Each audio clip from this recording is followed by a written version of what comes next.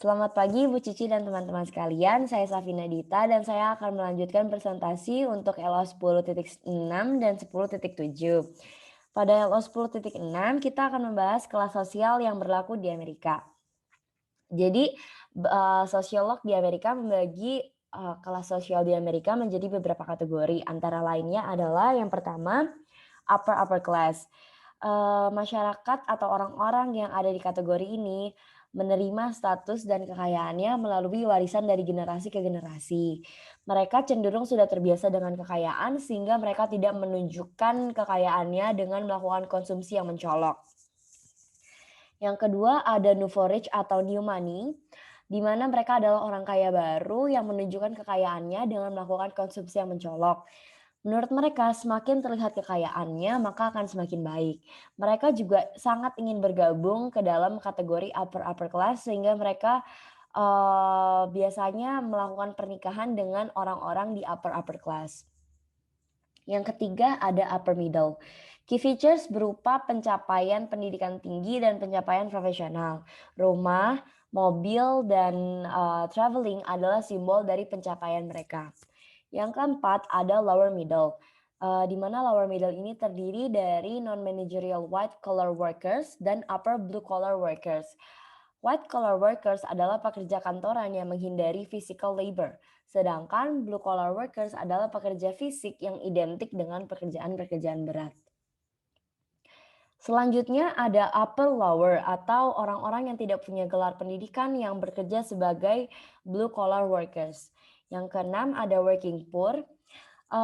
Mereka hanya lulus dari SMA dan mereka juga menghadapi ketidakamanan finansial dan risiko kemiskinan.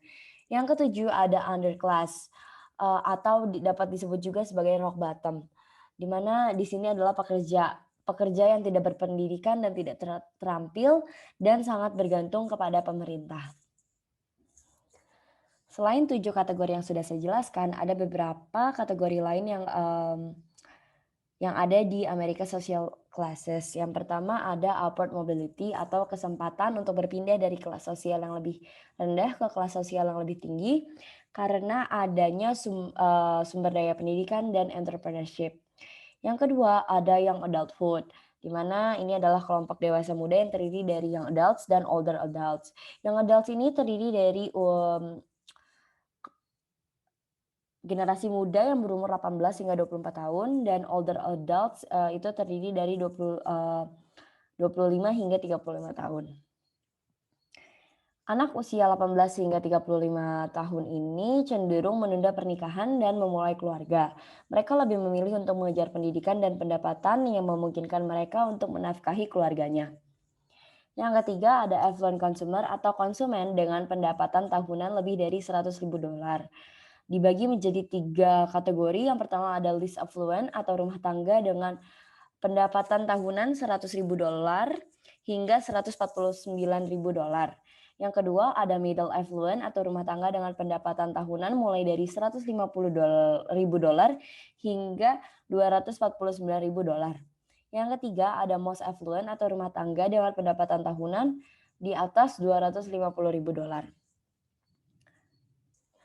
Selanjutnya ada middle class consumer. Menurut beberapa sosiolog, kategori ini dibagi menjadi 2 strata, yaitu upper and lower middle class. Upper middle class ini terdiri dari para profesional dan manajer yang berpendidikan tinggi. Sedangkan yang lower middle class ini terdiri dari orang-orang yang semi profesional, pengrajin terampil, dan manajemen tingkat rendah.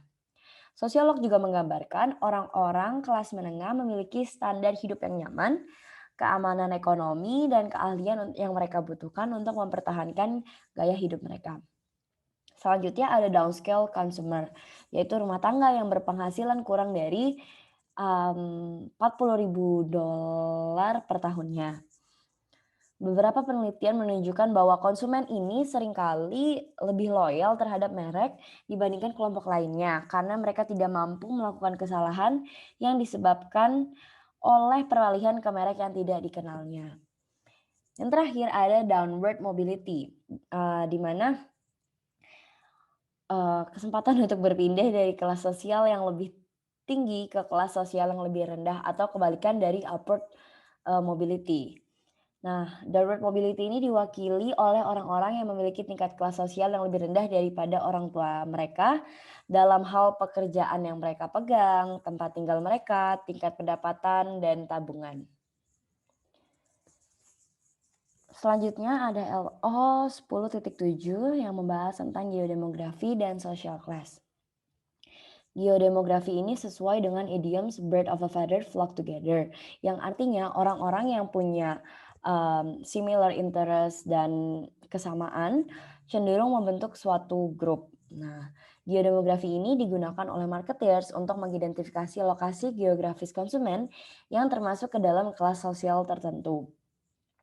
Contoh geodemografi yang gampang dimengerti adalah orang-orang kaya yang cenderung mempunyai rumah di komplek elit, di mana mereka juga berkumpul bersama dengan orang-orang yang memiliki kelas sosial yang sama dengan mereka.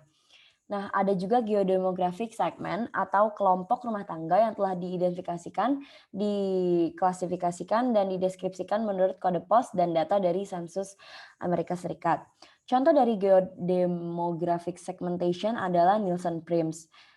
Prims ini menggabungkan faktor sosial ekonomi dan demografis, seperti pendidikan, pendapatan, pekerjaan, siklus hidup keluarga, etnis, perumahan, dan urbanisasi dengan pembelian konsumen dan data keterpaparan media. Ini digunakan oleh marketers untuk menemukan konsentrasi konsumen dengan gaya hidup dan perilaku membeli yang serupa. Sekian dari saya dan selanjutnya akan dilanjutkan oleh teman saya. Terima kasih.